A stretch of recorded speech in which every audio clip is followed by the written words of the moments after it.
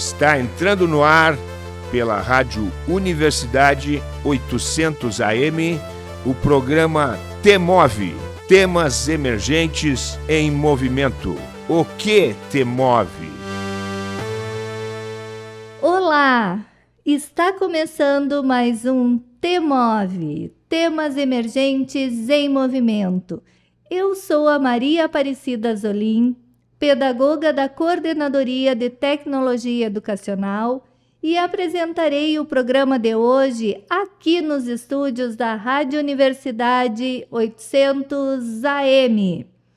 O programa T-Move, Temas Emergentes em Movimento, é um projeto da Coordenadoria de Tecnologia Educacional da UFSM, vinculada à Prograde, Pró-Reitoria de Graduação.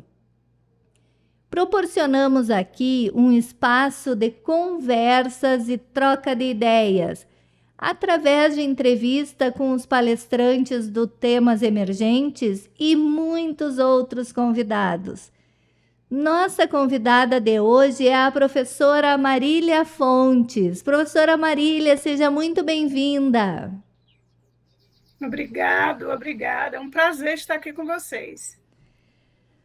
Vou te apresentar aos nossos ouvintes. A professora Marília é mestranda em Educação Profissional e Tecnológica pelo IFE Baiano, Catu, especialista em Educação Científica e Popularização das Ciências, também no IFE Baiano, especialista em Gestão Escolar e Coordenação Pedagógica, Faculdade Montenegro, especialista em Qualidade da Educação Básica, licenciada em Geografia, professora da Rede Estadual da Bahia e coordenadora do projeto Educação Científica em Foco, ex-formadora regional do programa Ciências na Escola, na Secretaria de Educação e Cultura da Bahia.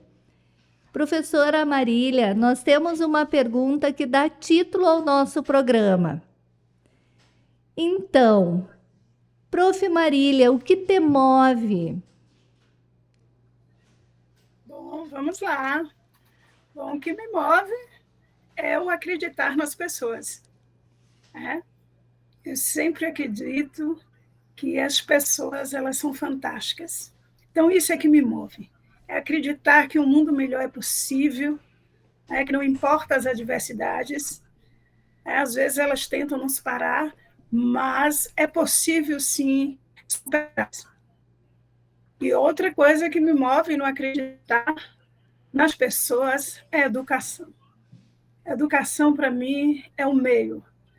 É o início, é o meio, é o fim. Através dela, nós conseguimos mover barreiras, nós conseguimos transformar.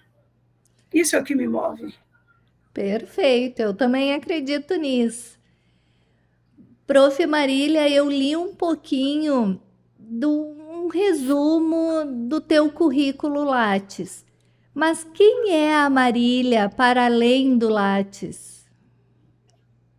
Bom, a professora Marília é uma nordestina, aqui do sertão da Bahia, do norte da Bahia, que foi formada enquanto pessoa, enquanto profissional, passando por vários municípios baianos, até chegar aqui à capital, Salvador. Vem de uma família de educadores, de pessoas que sempre fizeram da educação sua vida e que não desiste nunca e que acredita que mesmo nos tempos difíceis é possível fazer a diferença, e ser diferente e mostrar que a luz, não sei se é no fim do túnel, mas no túnel ela sempre está lá a esperar por todos nós. Essa é a professora Marília. Muito bem.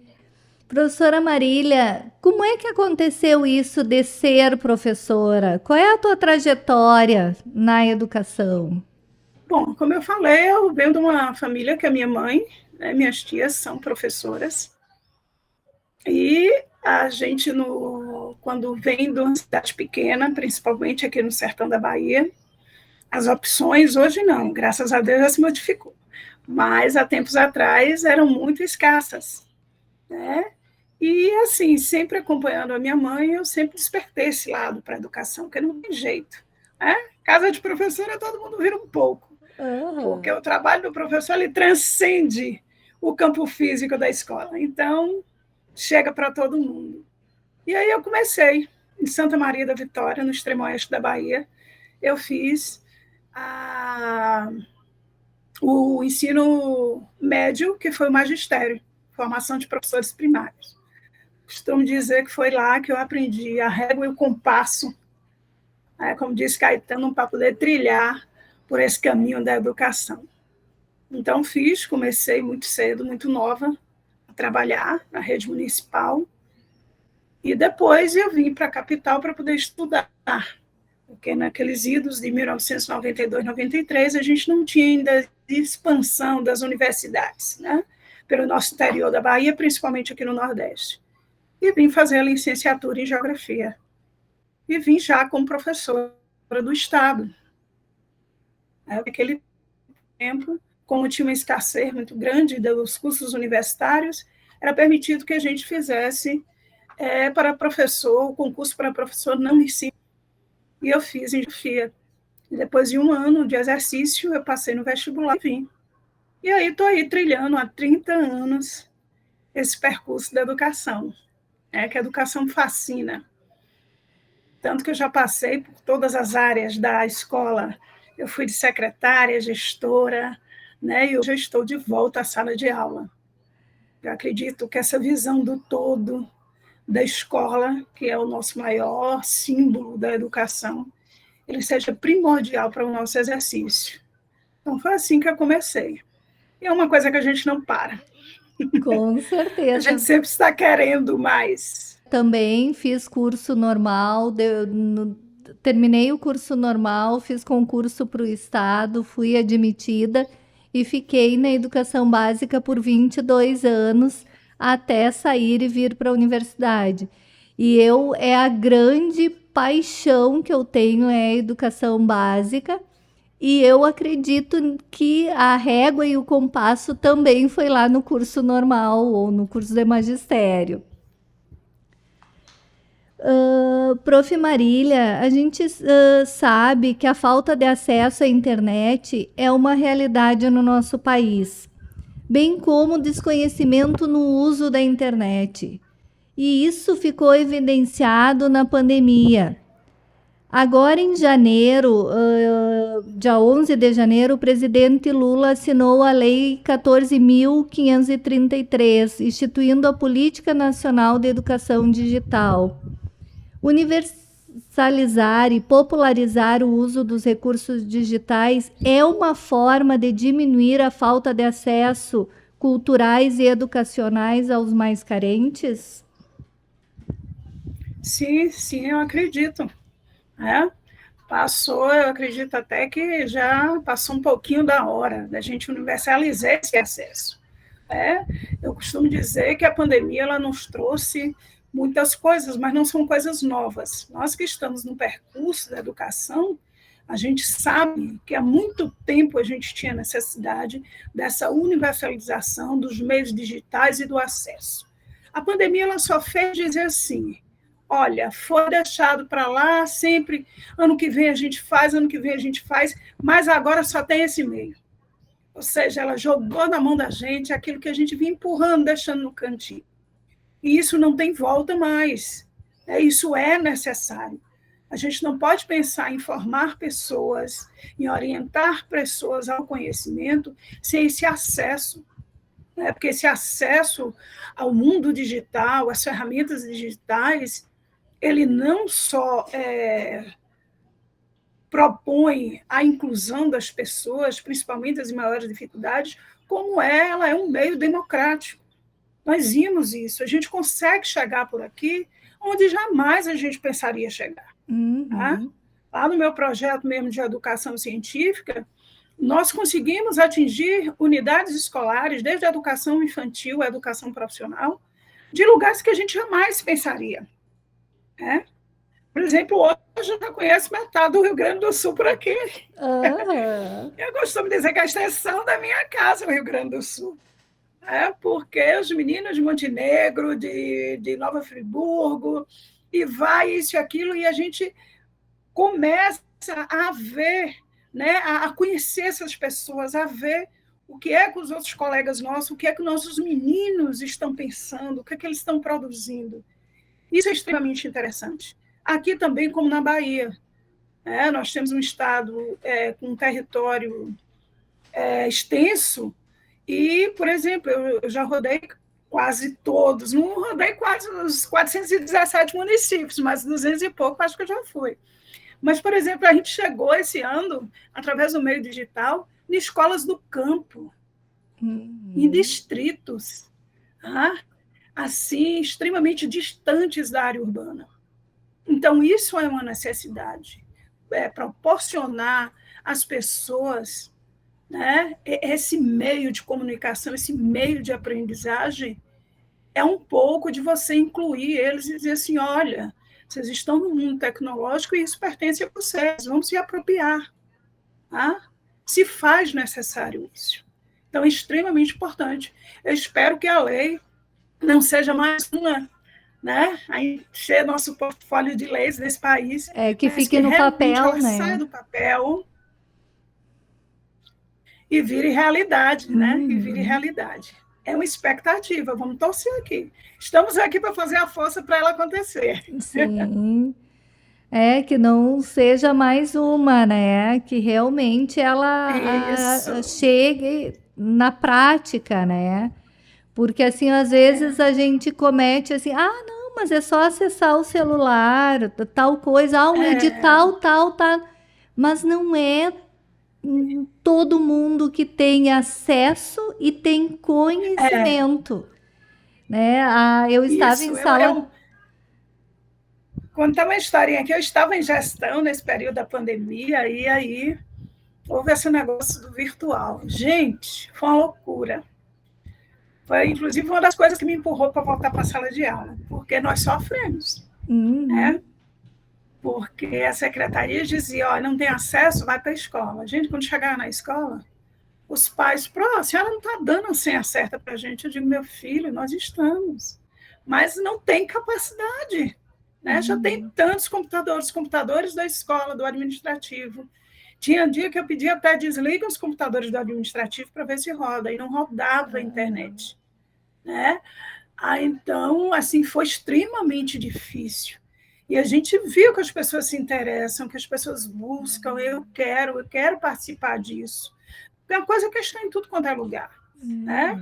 E o que eu espero que a lei também acabe com a senha escondida do Wi-Fi da escola. Gente, a senha do Wi-Fi da escola tem que estar do portão até o fundo.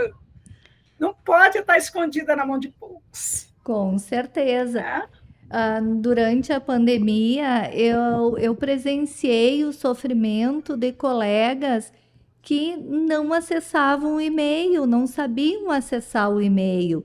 E tudo no portal, tudo no Classroom, tudo como se todo mundo tivesse a obrigação de saber, e não é assim, né? É um aprendizado para as pessoas e também realmente é uma questão de política pública, tem que dar acesso, a internet tem que funcionar, e eu concordo plenamente contigo. Essa questão do Wi-Fi, se é para todos, é para todos, né? Primeiro que eu não entendo. Wi-Fi, rede pública, você ter restrição, você ter senha, não tem que ter. Né? Não tem que ter. E isso é exercício. Quanto mais a gente exercita, mais a gente se apropria, a gente começa a saber como é que faz o uso inteligente dessas ferramentas, né? Porque não adianta ficar falando com o menino, sai do WhatsApp, sai do Facebook. Não adianta, porque a gente vai lá também, vê o que tem na rede social. Mas a gente precisa estar com isso aberto, isso realmente acessível a todos, para que nesse meio, nesse mundo virtual, ele vá descobrindo que é para além das redes sociais, né? Que eles podem construir coisas, que eles podem pensar de modo diferente, ele pode conhecer pessoas. Então, isso acontece no exercício, não é fazer uma vez e parar, não é fazer 2 vezes na semana na escola e parar. Isso tem que fazer parte contínua. Né? Eu sempre digo que a gente tem que parar de ir de encontro e ir ao encontro, né? As tecnologias, elas Isso. chegaram e elas chegaram para ficar. Então a gente tem que achar formas de que seja leve, que ela traga coisas boas e não só o choque, né? Prof. Isso aí. Prof. Marília, eu gostaria que tu falasse um pouquinho sobre a pesquisa como princípio educativo. Sim. Bom, eu venho trabalhando com essa perspectiva há uns 10 anos, né? Por exemplo, quando eu cheguei na minha formação, eu acredito que deve ter sido a sua também, e que foi de magistério, a gente não tinha essa perspectiva da pesquisa, Não. da utilização da pesquisa como estratégia metodológica, a gente não tinha. Né? E aí, quando eu fui para a universidade, eu vi a pesquisa. Né? Só que eu sou de um tempo em que existiam as licenciaturas e os bacharelados. E eu sempre ouvia o quê? Professor não faz pesquisa, professor dar aulas. Uhum. Eu ficava, mas como não? Se a gente tem que, para preparar uma aula, a gente tem que buscar, a gente tem que criar. Como é isso? Mas eu sempre ouvi isso. Né? E aí, foi trabalhando, saí da universidade, era essa perspectiva, mas sempre eu trabalhei a geografia no princípio da investigação. Tá? Da investigação. Porque não adianta a gente dizer ao menino que é uma planície, que é um planalto, se ele investigar, sem ele entender. Uhum. Por exemplo, eu venho de um tempo que planície era considerada nos livros didáticos a área, né, do relevo com a altitude entre 0 e 125 metros de altitude, mais ou menos assim, vamos dizer. Isso é o que a gente aprendia, era por tamanho. Planalto é não sei quanto, montanha, isso é isso, monte, é isso, é isso. Quando eu fui à universidade, eu descobri que nada do que eu aprendi estava certo. Porque eu descobri que existem planícies no mundo a 3.500 metros de altitude ao nível do mar. Logo, caiu por terra isso. Por quê? Porque as formas de relevo, elas são o que são pela sua origem. Então, planície é a área de sedimentação, não tem nada a ver com altitude. E a área de sedimentação, sedimentos são o quê? Restos e rochas, e que elas podem se acumular independente da altitude. Depende do que aconteceu com esse relevo.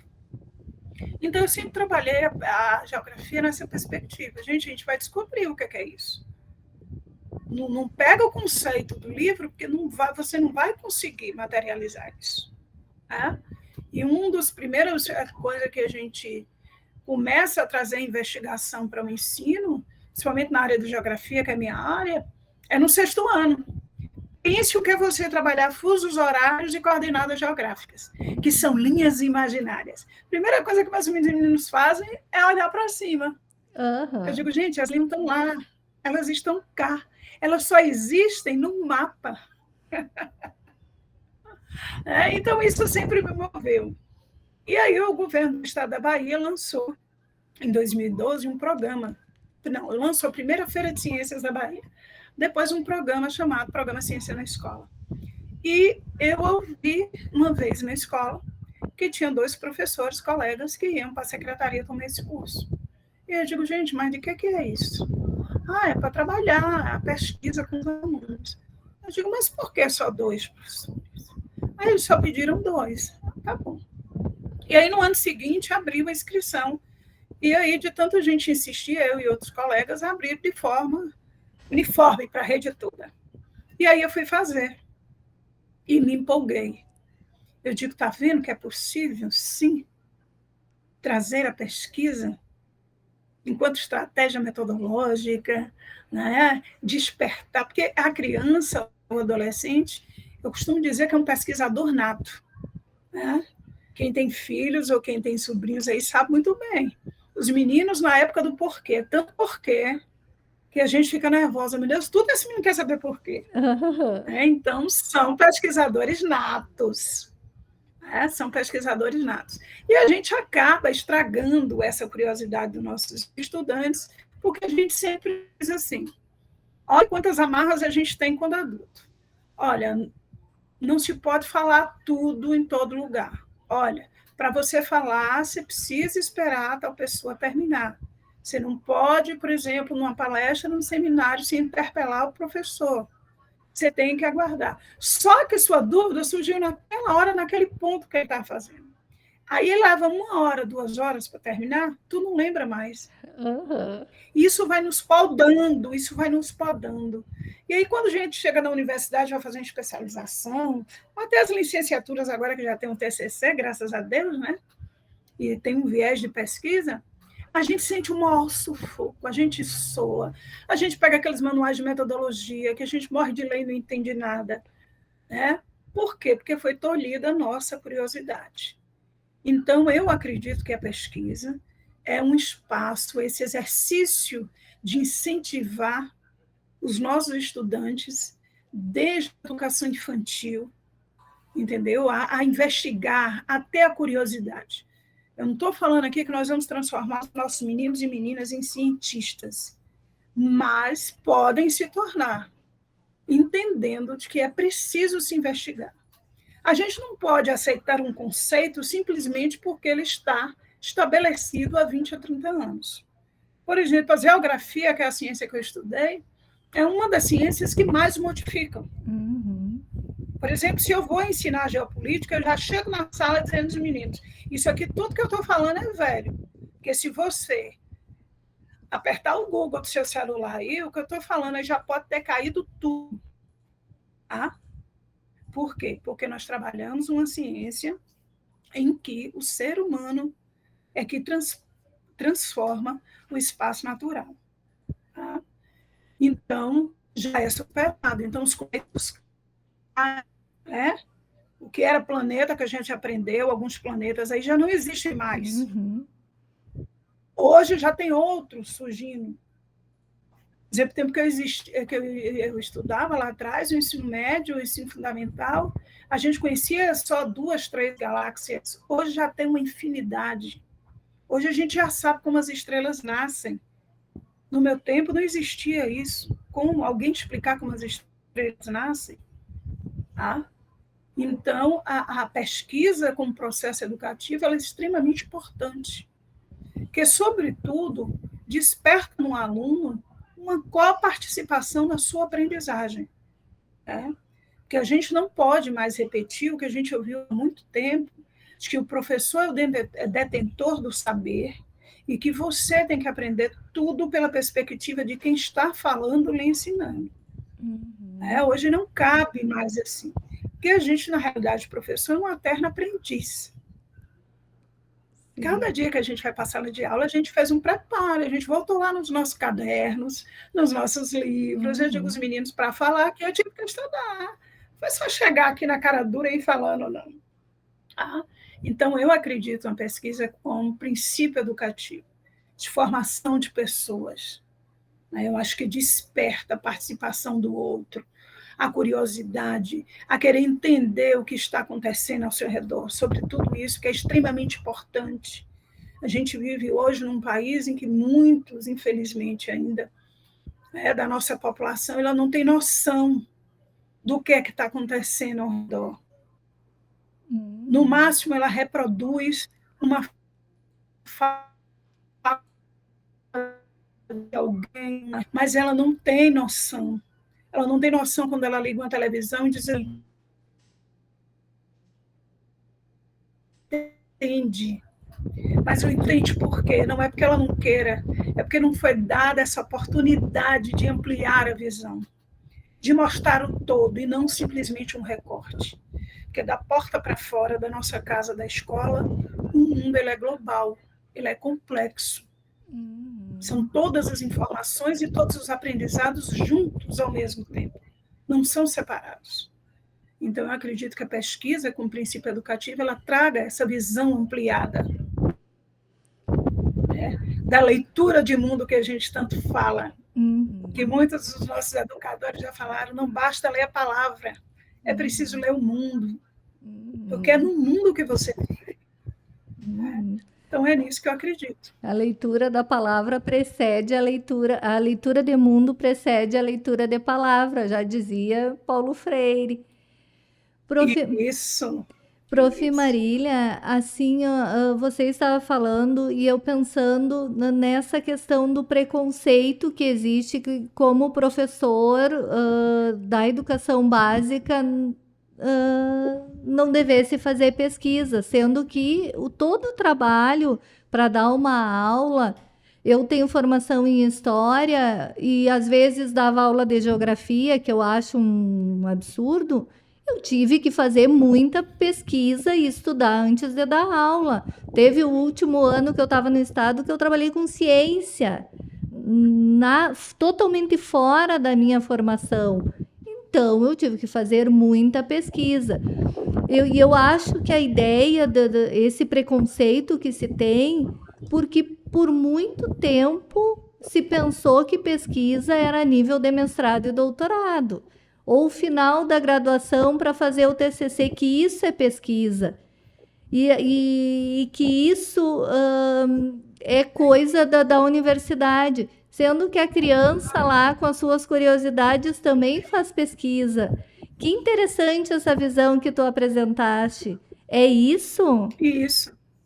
Porque, inclusive, eu converso muito com estudantes de licenciatura e tudo, das universidades, dos cursos técnicos.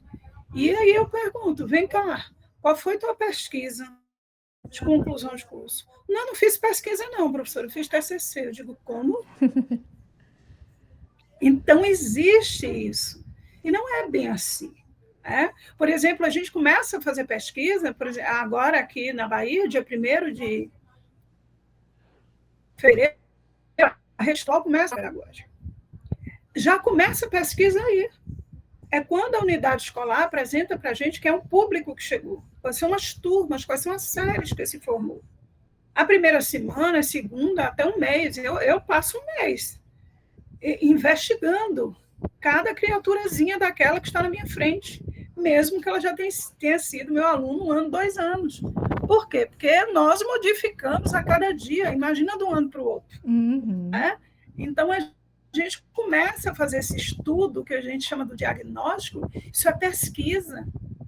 A gente, quando vai selecionar os conteúdos da nossa disciplina para trabalhar, isso é pesquisa. A gente entende por que a gente não pode dar determinado conteúdo agora.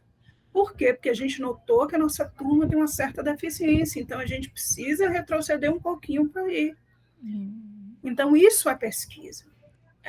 E essa coisa da deturpada acabou por a gente deixar de lado, ou até entender o quanto é importante a nossa autoria pedagógica. Por exemplo, tem professores que fazem coisas fantásticas, desenvolvem, criam estratégias metodológicas fantásticas para determinados temas, determinados conteúdos. E esses professores, eles não registram isso. Não diz que o professor registra tudo, bota tudo no caderno, mas ele não bota a sua experiência pedagógica. Por quê? Porque ele não se vê como autor. Quando eu trabalho com formação de professores, eu disse, professora, isso está escrito aonde? A senhora precisa escrever. Isso precisa chegar aos outros colegas que estão desanimados, estão sem ideia nenhuma. Porque as suas palavras o vento leva, a escrita fica. Ah, não, Marília, mas isso eu peguei baseado em não sei quem. Eu digo, olha, só aí você já me deu 3 autores. Já tem as referências. Quer dizer, não é vazio. Já tem as referências. E você conseguiu criar essa metodologia, essa estratégia pedagógica. Você testou, você viu os resultados, você viu no que não deu certo. E isso precisa estar escrito. A senhora precisa ser autora disso. É mesmo, e é possível? Eu digo, claro. Por quê? Porque a gente ficou sempre com papel, que eu não gosto dessa palavra. Eu pouco uso, que é dar aulas. Eu digo, gente, eu não sei dar aulas. O que é dar aulas? Aí, às vezes, até quando eu estou conversando com os colegas, eu disse que talvez seja por isso que muita gente na sociedade acha que todo mundo pode dar aula. Exato. Porque também tem isso. Professor entrou de licença, não sei o que, chama fulano. Mas, gente, ele não é professor. Sim, mas ele sabe isso. Quer dizer, basta saber... A questão do assim, notório saber. O notório saber, e não é bem assim. A gente tem visto no nosso país alguns exemplos disso com resultados extremamente preocupantes. Sim. O que eu costumo dizer, é melhor você não ensinar. Se você não tem propriedade sobre determinado conteúdo, sobre determinada metodologia para trabalhar, é melhor você não fazer. Porque quando você faz, ensina da forma errada, o prejuízo é tamanho para você tirar daquela pessoa que ela não aprendeu da forma correta. Sim. É um trabalho assim, de longo prazo, para você tentar mostrar à pessoa que ela aprendeu de um modo errôneo, que não é daquele jeito, né? Que não é bem aquilo. Sim. Prof. Marília, a nossa conversa está muito, muito interessante, muito importante, mas nós vamos ter que chamar um intervalo. Já voltamos.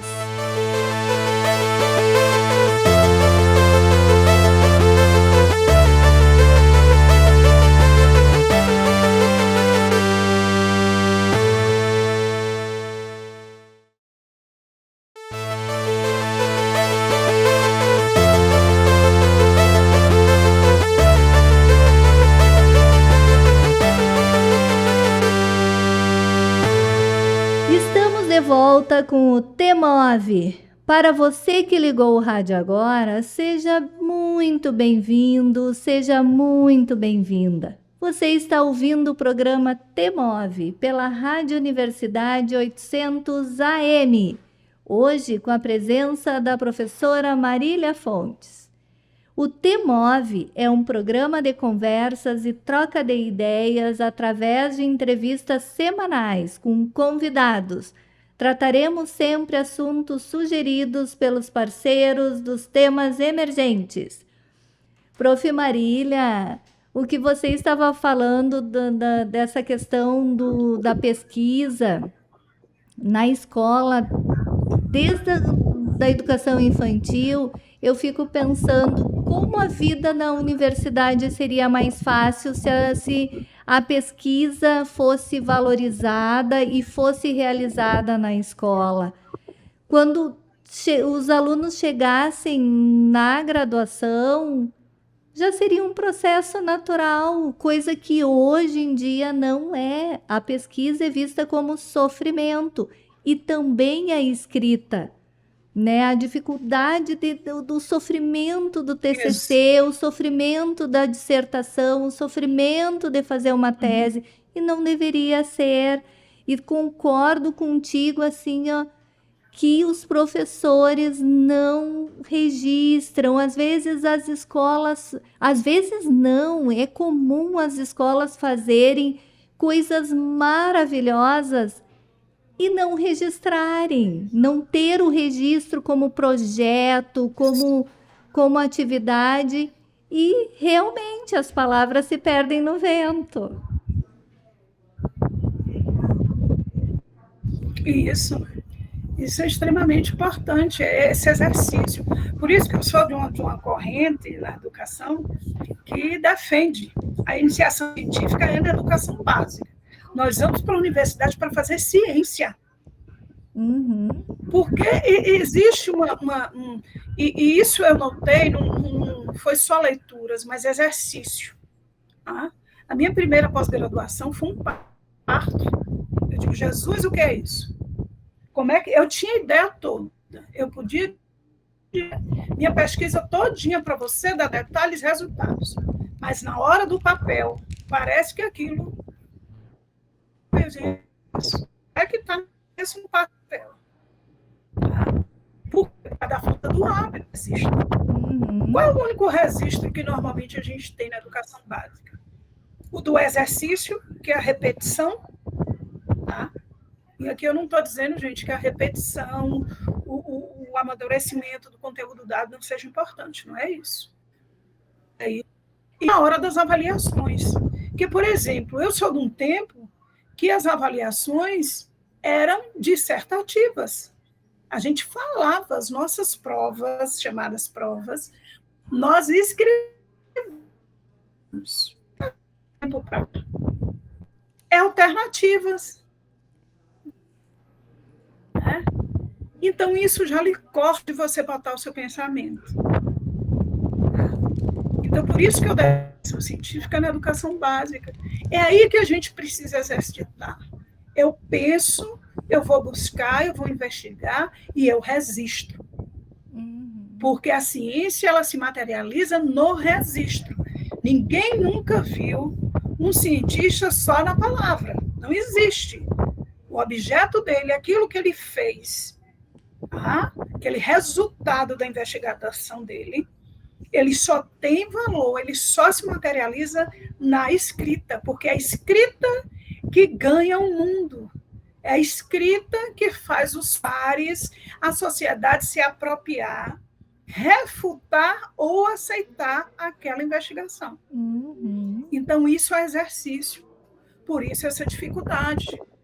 Por exemplo, eu entrei no mestrado passado e, assim, as primeiras aulas que a gente teve foi, assim, de uma angústia terrível. Na segunda aula, eu cheguei para uns 2 professores mesmo de metodologia. Agora eu vou falar enquanto colega de vocês, docente. Não estou falando como aluno. Vocês estão dizendo aí, vocês só contaram aí em 2 aulas, já em 2 semanas, só as agruras de se fazer um mestrado. Se a pessoa não tiver um espírito forte, como a gente diz aqui na Bahia, a gente pega essa porta e sai aqui sem olhar para trás. Porque está parecendo que isso aqui não é para todo mundo. Está parecendo que aqui é para os iluminados. A pessoa, não, Marília, você não entendeu, mas a gente não pode romantizar. Eu digo, professor, e aí eu vou de novo lhe falar como sua colega de magistério, que a gente estudou psicologia da educação, didática, não sei se o senhor estudou. A gente não faz isso no início. Não é a gente omitir, que é um processo difícil. Então, como eu estava falando, a iniciação científica, entre os nossos meninos e meninas, quanto mais cedo, melhor. Porque eles vão se apropriando do que é um método científico. E aqui a gente está falando nas suas devidas proporções. A gente não está falando da rigorosidade do que a gente utiliza o método científico na universidade. Não é isso. Inclusive, eu tenho casos de alguns colegas que tentam colocar e não dá certo, porque o tempo, tanto de maturação psicológica dos nossos meninos da educação básica, quanto seu tempo de aprendizagem, não cabe a gente trabalhar com aquele rigor da metodologia científica. O que a gente faz na educação básica é dar noções, é criar, fazer com que eles criem mapas mentais daquela investigação, que eles vão fazer um roteiro de investigação para se chegar a um resultado. Então, isso é importante, para quando eles cheguem na universidade, por exemplo, aqui na Bahia, eu tenho casos de alunos que eu orientei e que eu acompanhei em algumas unidades escolares esse processo de iniciação científica, que eles, inclusive, levaram para dentro da universidade a pesquisa que estava fazendo nas suas escolas. Que interessante. E eles, hoje, assim, eles são... nós temos vários casos aqui. E eles, hoje, assim, não têm dificuldade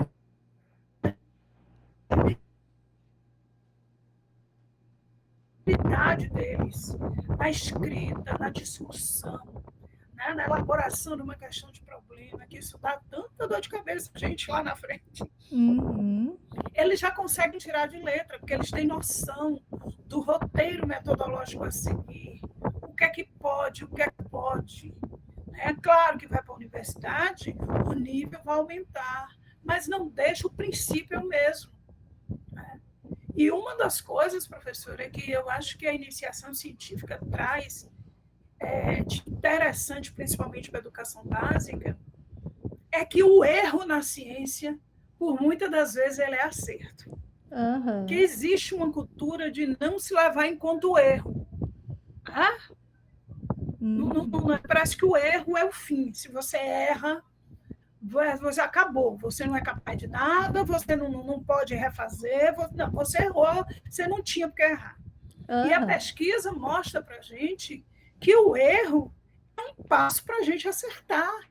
O erro só está dizendo assim, ó, você faltou de prestar atenção nisso, você faltou colocar isso, você faltou buscar isso. Ela não vem como uma sentença da sua incapacidade, ao contrário, ela diz, você está no caminho certo, vamos seguindo.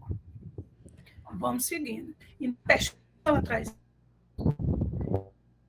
Se exige tanto, como eu vejo por muitas vezes estudantes que não admitem tirar um 8,5, um 9 na escola, que eles só querem o 10. Sim. Prof. Marília. Ou seja, não permitir errar é você sair da sua condição humana. Pois não. Sim, porque nós somos seres falhos, né? O errar faz parte. E só que da escola o erro é punido, né? Isso. Prof. Marília, o que é a divulgação na iniciação científica? Mostra de divulgação na iniciação científica, a DIC. Fale um pouquinho sobre isso. Pronto. Bom, o projeto Educação Científica em Foco, ele surgiu dessa inquietação. Eu estava fazendo, junto com um colega meu, o professor Silvar Chagas, que é o coordenador, e nós estávamos fazendo pós-graduação em Educação Científica e Popular de Ciência. E, olha, eu gosto de estudar e ir colocando na prática o negócio dá certo. Para estudar primeiro, para depois aplicar. Eu gosto no percurso. Porque no percurso eu tenho uns mestres do lado para tirar dúvida com eles e assim, olha, esse caminho aí não deu certo, não, como é que a gente faz? E aí nós criamos sem científico em foco. E dentro dele nós criamos a divulgação de iniciação científica. E o primeiro ano foi a ideia de mostrar os nomes das meninas do país inteiro, de todas as redes municipal, estadual, particular, os meninos da escola técnica, o que é que eles estavam produzindo de pesquisa científica.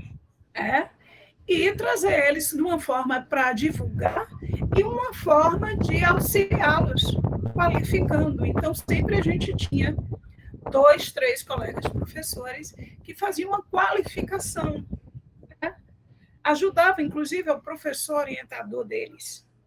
Porque a gente sabe que, às vezes, o nosso aluno, ele de tanto ver a gente, ele já não quer acreditar naquilo que a gente fala. Quando vem alguém de fora, ele diz, olha, a professora lá falou.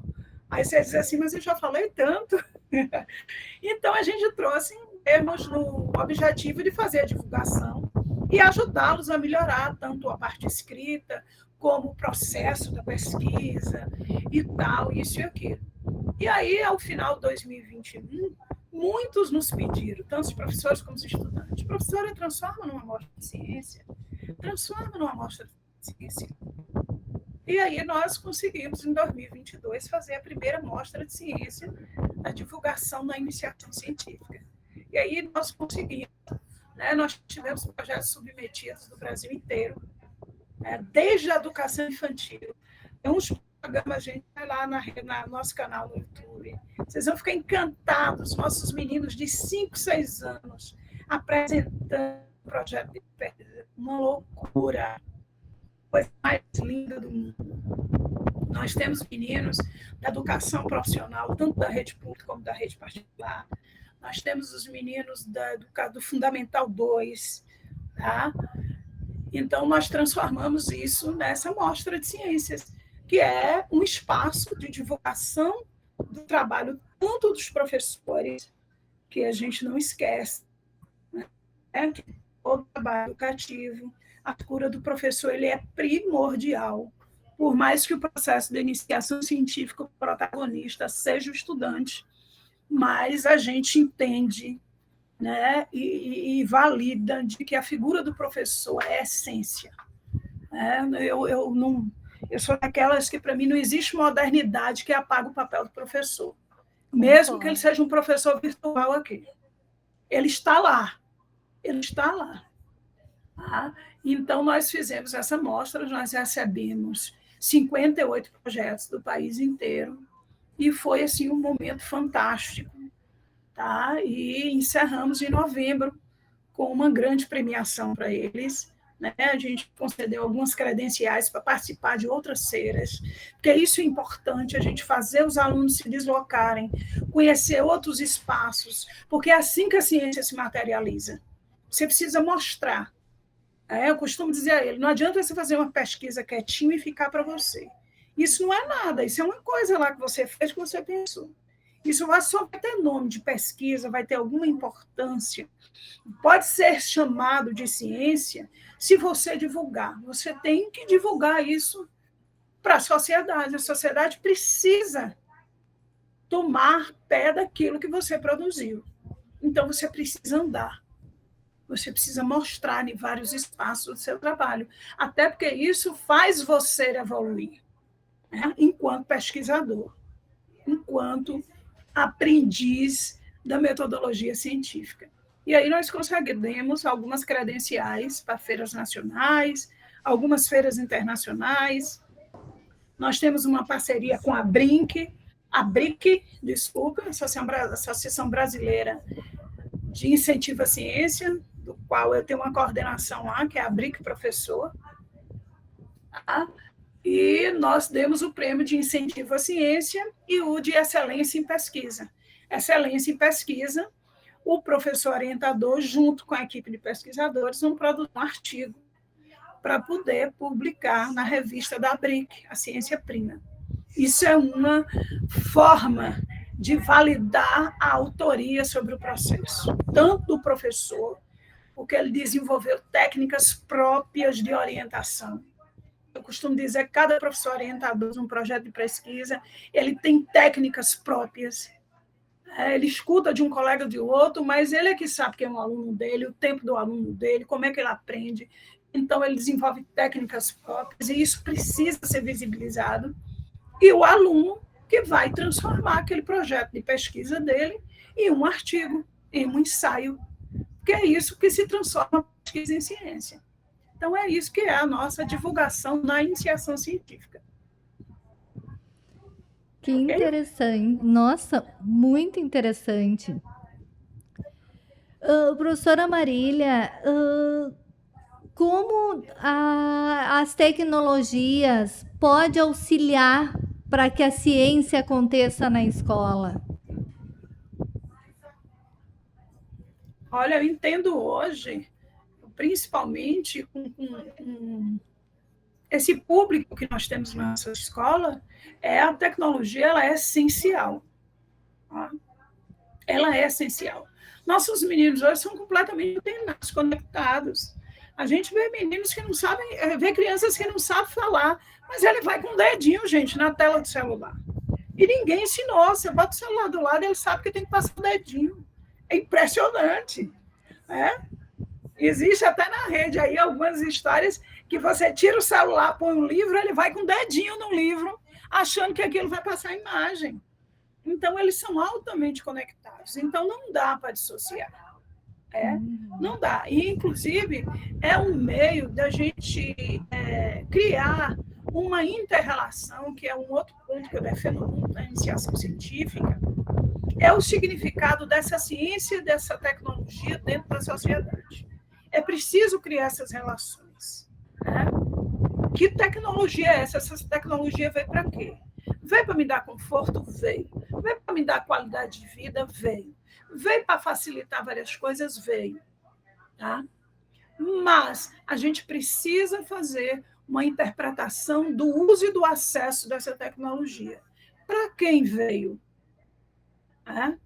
Por exemplo, eu sempre digo para os meus meninos, para mim, um dos maiores inventos, assim, principalmente na área de saúde, tem outros, mas eu digo assim de uma coisa que é primordial, é o exame de tomografia e ressonância.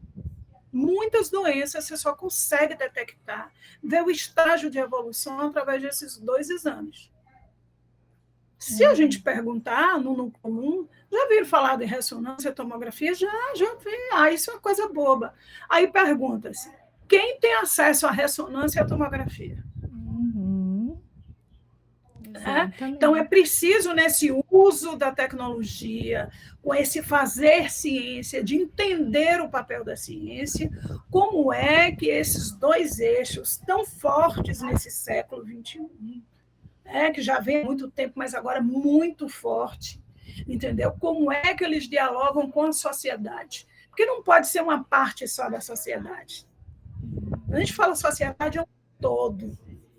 Então, claro que a gente não vai romantizar aqui, mas que pelo menos a cada ano chegue a mais pessoas.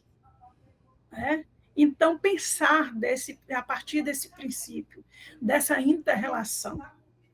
Como, por exemplo, eu vou fazer um projeto de pesquisa, a gente tem muitos meninos aqui do interior da Bahia, principalmente da zona rural, como eles trabalham no campo, eles pensam muito em técnicas de otimização do trabalho. Tá? Então, eles criam um protótipo de um sistema de irrigação com material reciclado, não sei o quê.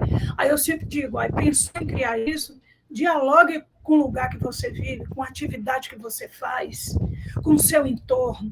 Veja como esse fazer ciência, esse uso da tecnologia vai facilitar o seu trabalho, vai lhe propor um maior rendimento no campo. Você tem uma roça, seu pai tem, seu avô tem uma roça de subsistência. Pense nesse sentido, porque essas ferramentas tecnológicas, elas servem para isso, não para a gente ser escravo dela, mas ela nos auxiliar. Então, vamos dar um pensamento, vamos dar uma significância a esse uso tecnológico. Porque o uso errado, o uso distorcido dela, a gente já vê aí todo dia. Então, vamos significar, vamos trazer para a nossa realidade. E eu posso lhe dizer, tem saído trabalhos fantásticos, tá? De revitalização de nascentes de rios, aí no interior, de melhoria da qualidade, por exemplo, da feira livre da cidade, o desperdício, um país que se morre de fome. Olha aí, agora nós estamos falando dos nossos índios, mas a gente sabe que no meio da nossa população urbana, isso também é fato corriqueiro há anos. Eu costumo dizer que há 500 anos, desde que o colonizador chegou, há 500 anos, há mais de 500 anos. Tá aí. Então, como você vai para uma feira livre, você vê um desperdício, aí você fica... Como se desperdiça num país que as pessoas morrem de fome? Então, tem meninos fazendo trabalhos fantásticos sobre isso. E isso a tecnologia ajuda a pensar. Prof. Marília... Eu acho extremamente. Prof. Marília, agora no dia 19, o presidente Lula, em reunião com os reitores das universidades federais, falou na importância do investimento em ciência. No teu ponto de vista, o que precisa ser feito para que a ciência, para que a pesquisa realmente se torne universal na escola de educação básica? Bom, eu vi essa reunião que ele fez e tudo e achei interessante. Agora, o que precisa, ao meu ponto de vista, é realmente uma popularização da ciência. Eu acho que o grande papel que as universidades têm que fazer é elas descerem do pedestal dela, a sua maioria, e ir de encontro à sociedade.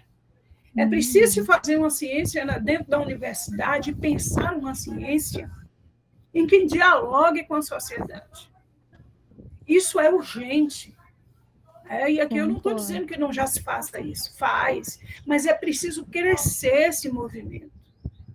A universidade ela precisa chegar na escola de educação básica, ela precisa dar um braço.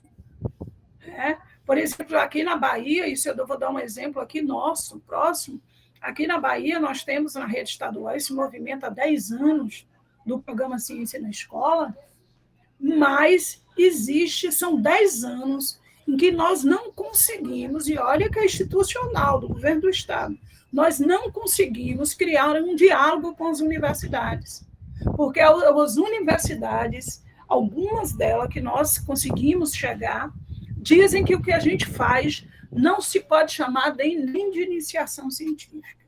Nossa. Então, quer dizer, é preciso mudar esse pensamento. Tá? A gente não pode esquecer que a ciência que se produz na universidade é mantida com dinheiro público. Dinheiro público é coisa séria. A gente vem lutando pela responsabilidade com o dinheiro público. Então, não cabe estar em um pequeno grupo de pessoas dentro da universidade produzindo ciência para canto nenhum. Porque a gente tem muito disso nas nossas universidades. Concordo. São projetos caríssimos, quer dizer assim, vai servir a quem mesmo? Vai estar direcionado ao que mesmo? A gente, numa sociedade tão sofrida, tão castigada como a nossa. Então, eu acredito que o movimento da universidade é esse, é sair. Saia dos muros. Porque dizer que a universidade ela é pública, que ela é a casa de todos, e ficar esperando que todos entrem lá, a gente sabe que não é bem assim. É preciso a universidade e a educação básica, a escola da educação básica. Porque assim os acessos vão ficar maiores. Assim começa a se dialogar. Assim o nosso aluno entende quando a gente diz assim, meu filho, você é um aluno tão bom, faça um vestibular, entre na universidade. Por exemplo, eu tenho passado algumas situações nos últimos anos em que alunos excelentes, que vão para o Enem e tiram notas altíssimas. E os alunos simplesmente não entram em universidade nenhuma. Eu digo, gente, como é que pode? Eu tive nessa última escola que eu fui gestora, o 2021, alunas que tiraram 900 pontos, 900 pontos no Enem, na periferia de Salvador, morando nas invasões, na favela. Eu digo, cadê? Vamos escrever aqui no ProUni, senta aqui junto, na escola, no computador, vamos... Não, vou fazer faculdade agora, não, quero não. Como é que pode? Então, o que é isso? Para ele, a universidade está dizendo mais nada, não está dizendo mais nada, não diz nada. Ele não conhece o que é a universidade, a não ser pelo parâmetro que eu, professora, digo a ele. Então, eu acho que tem que fazer um movimento, a universidade vai à escola, para ele entender qual é o papel de você ir a uma universidade. Não é simplesmente um título. Tá? Não é simplesmente isso. Nós que fomos, nós sabemos a visão nossa, o que foi transformada, o que nos transformou enquanto pessoa, sobretudo. Então, eu acho que precisa estreitar esse diálogo. Entendeu? Acho que a universidade precisa ir à escola. Precisa bater na porta da escola e dizer, nós estamos aqui. Deixa eu mostrar a esses meninos o que é a universidade, o que é que faz na universidade. Concordo. Acho que precisa isso. Concordo plenamente contigo.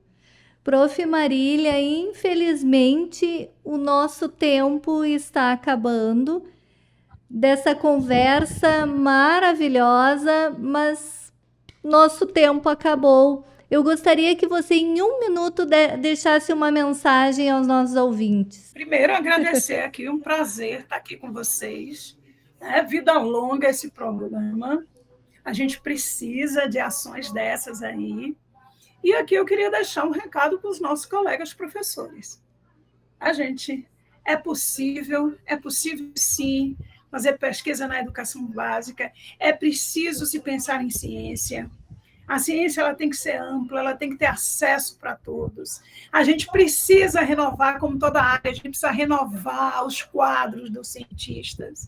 E cientista não é iluminado. Cientista é gente como eu e você, que tem conta para pagar, que tem filho para cuidar, que come, que se diverte, que ri, que chora.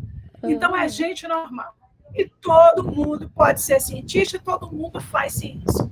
Eu costumo dizer que o maior laboratório da vida, o maior laboratório que existe é a vida. E a gente faz ciência todo dia que a gente acorda. Tá? Então, um grande abraço para vocês e vida longa o te move. E parabéns, professora. Muito obrigada. Você é da área de história, viu? Eu aqui vivo no meio de mulheres historiadoras, minha mãe e minha filha.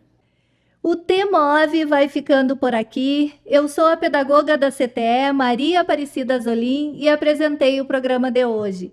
O nosso programa conta com a produção da comunicadora social Luísa Peixoto e da diretora da CTL, Ziane Miller. Trabalhos técnicos de Giano Al e direção de rádio de Jonathan Ferreira.